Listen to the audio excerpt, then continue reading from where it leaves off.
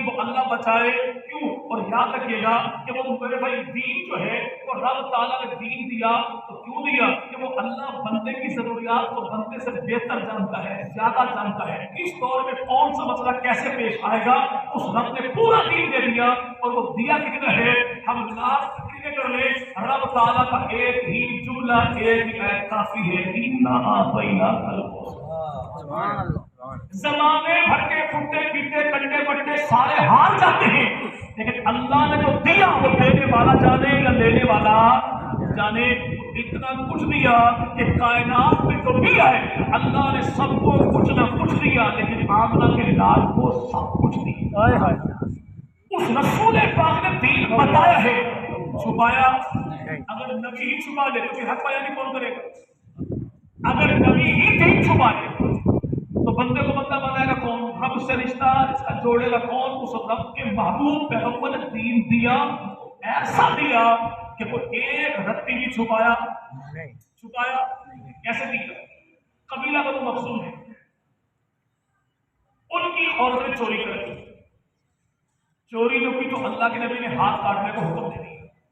وہ لوگ آئے عرض کی یا رسول اللہ قبیلے کی عورت چوری کر بیٹھی، معاف کر دی، اگر یہ ہاتھ کٹ گیا تو قوم کی نام کٹ جائے.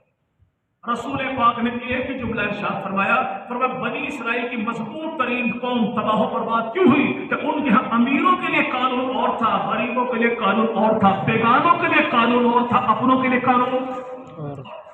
میں محمد دین کو بچوں کا کھیل بنانے نہیں آیا. پھر جو نام اللہ کے نبی نے بطور مثال کے لیا وہ پیغمبر کی ذات تو لے سکتی ہے، ہماری ذات بھی ایسی نہیں، اوقات بھی ایسی نہیں. رسول پاک ارشاد فرمائیں کہ تمہارے گھر کی عورت ہے، اگر مجھ محمد کے گھرانے کی وہ عورت بھی ایسا کر لیتی میں محمد اس کے ہاتھ بھی کاٹ ڈالتا. کیوں؟ آج اگر صحابہ سے غلطی ہو گئی، بھائی ہم نے صحابہ کو مانا ہے لیکن غلطیوں سمیت مانا ہے. ہم نے معصوم صرف انبیاء کو مانا ہے، معصوم صرف صحابہ معصوم نہیں لیکن مغفور ہیں. اللہ نے دنیا ہی میں جن کی مغفرت کا اعلان کر دیا. صحابی نے چوری کر لی تھی، یاد رکھیے گا. اس دور میں صحابہ کون تھے؟ 50 تھے، یعنی انڈر ٹریننگ تھے. کیا تھے؟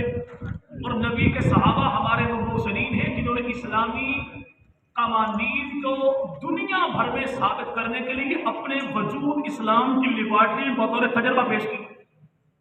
اگر وہ پیش نہ کرتے آج ہمارے پاس اسلام کا عملی پہلو کو ہوتا ہی نہیں نا بھائی. کیسے؟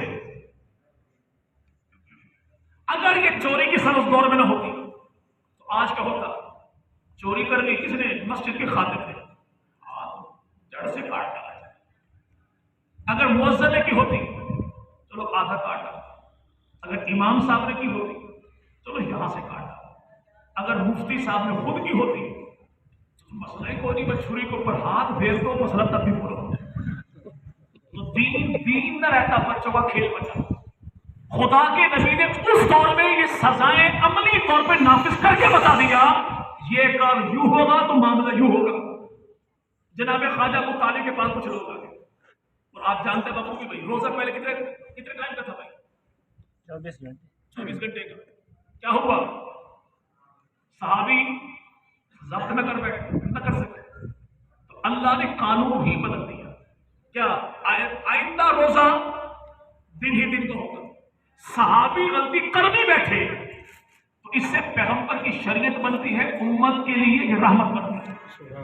اس دور میں دین اتر رہا تھا، انڈر ٹریننگ فوجی کچھ کر بھی بیٹھے تو سزا نہیں ہوتی، لیکن ٹریننگ مکمل ہو جائے تو پھر معافی بھی نہیں ہوتی.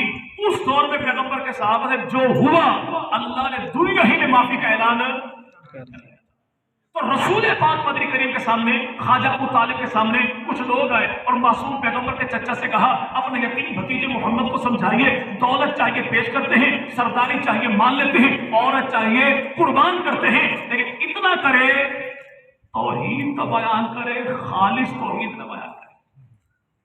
یوں کہہ لیجیے کہ اجمی توحید کا بیان کرے، عربی توحید. کیا اللہ بیٹا دیتا ہے، اللہ بیٹے دیتا ہے، اتنا تو کہے، لیکن یہ نہ کہے کہ اللہ کے علاوہ کوئی نہیں دیتا. اگر یوں کہا نا کہ اللہ کے علاوہ کوئی نہیں دیتا اور 360 خداؤں کو ہم نے تازہ تازہ پینٹ کروایا ہے، ساری کی ساری بزنس ویلیو ان کا انکار ہے۔ تو رسول پاک نے کیا فرمایا؟ اچھا اول تو ان کی ہمت ہی نہیں، اگر یہ آسمان کے سورج چاند کو توڑ کے مجھ محمد کے ہاتھوں پر رکھے پھر مجھ سے کہے تبدیلی لے، میں کائنات سے ٹکراؤں گا، خدا کے دین میں تبدیلی